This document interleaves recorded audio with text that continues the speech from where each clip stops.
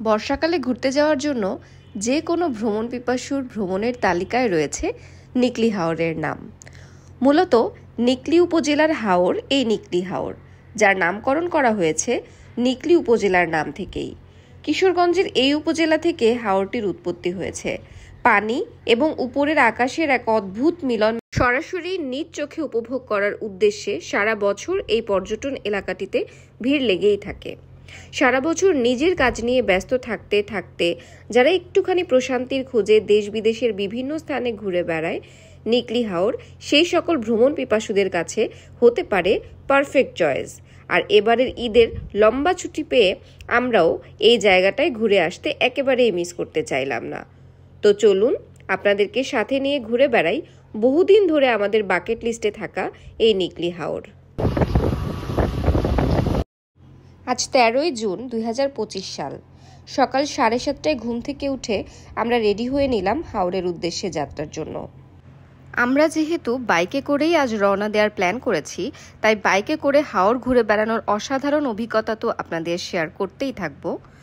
তবে যারা বাসে কিংবা ট্রেনে করে নিকলি যেতে চান, তারা সর্বনিম্ন বাসে 250 থেকে সর্বোচ্চ 300 টাকা এবং ট্রেনে শ্রেণী অনুযায়ী 140 থেকে মোটামুটি 380 টাকা জনপ্রতি খরচ করে চলে যেতে পারেন সেখানে।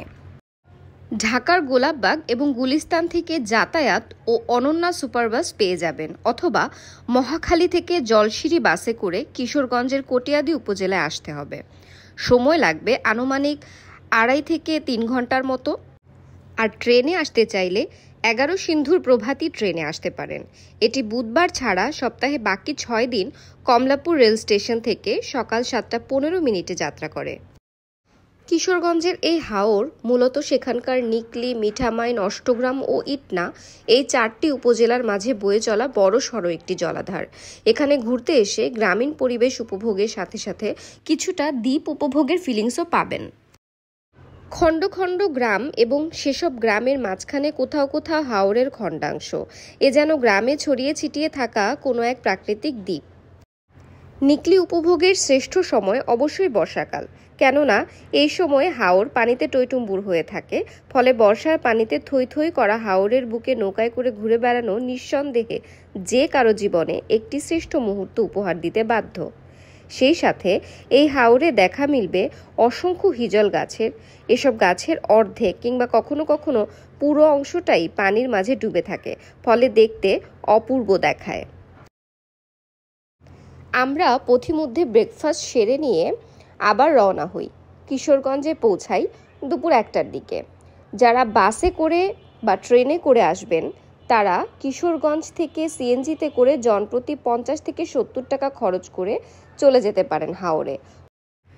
আমরা নিকলি পৌঁছে সেখানকার একটি ছোটোখাটো রেস্তোরাঁ থেকে ভাত, চিংড়ি মাছ, মাছ ভর্তা এবং দেশি মুরগি দিয়ে জনপ্রতি 200 টাকা করে খরচ করে আমাদের মধ্যাহ্নভোজ সেরে রওনা হই সেই গন্তব্যের উদ্দেশ্যে, যে জন্য আজকে আমাদের এই যাত্রা। পথের সৌন্দর্য ভাষায় প্রকাশ করার মতো না। কত রং বেরঙের ফুল, চেনা অচেনা গাছগাছালি, ছোট বড় ঝিল, পুকুর, খালবিল, ধান ক্ষেত, সবুজ মাঠ, আরও কত কি। একটা জায়গায় দেখলাম এক ঝাঁক গোলাপি রঙের হাঁস। পরে জানলাম ওদেরকে যেন চুরি করে কেউ নিয়ে না যেতে পারে, তাই চেনার জন্য ওদের গায়ে এই রং ব্যবহার করা হয়। কিন্তু দেখতে কি মিষ্টি, তাই না? এই সৌন্দর্য বুঝতে হলে, উপলব্ধি করতে হলে আপনাদেরকে অভিজ্ঞতা নিতে হবে এই অপূর্ব সৌন্দর্যমণ্ডিত রাস্তা দিয়ে যাত্রা করার। আর বর্ষাকাল হওয়ায় আমরা যেন দ্বিগুণ সৌন্দর্য দেখছিলাম। মাঝে রাস্তা আর দুপাশে হাওরের থই থই করা পানি। মাশাআল্লাহ, আল্লাহর কি অপূর্ব সৃষ্টি। আলহামদুলিল্লাহ, এই সৌন্দর্য নিজের চোখে দেখতে পাচ্ছি। এই ট্রিপের বেস্ট পার্টটা আমার কাছে ছিল যখন আমরা খালি পায়ে হাওরের পানিতে পা ডুবিয়ে সামনের দিকে হেঁটে যাচ্ছিলাম। এই গরমে অতিষ্ঠ হয়ে হাওরের পানি স্পর্শ করা মাত্রই সমস্ত ক্লান্তি যেন মুহূর্তেই উধাও হয়ে গেল।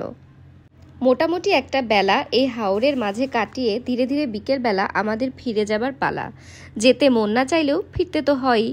ফিরতে হয় বলেই এই সৌন্দর্যগুলোর স্মৃতি আজীবন মনে থাকে, মূল্যহীন হয়ে পড়ে না। তো যেহেতু আমরা বাইকে করে ফিরবো, তাই আর দেরি না করে বিকেল প্রায় 3:30 নাগাদ রওনা হলাম ঢাকার উদ্দেশ্যে। আল্লাহ যেন সহি সালামতে আমাদের গন্তব্যে পৌঁছে দেন, দোয়া করবেন।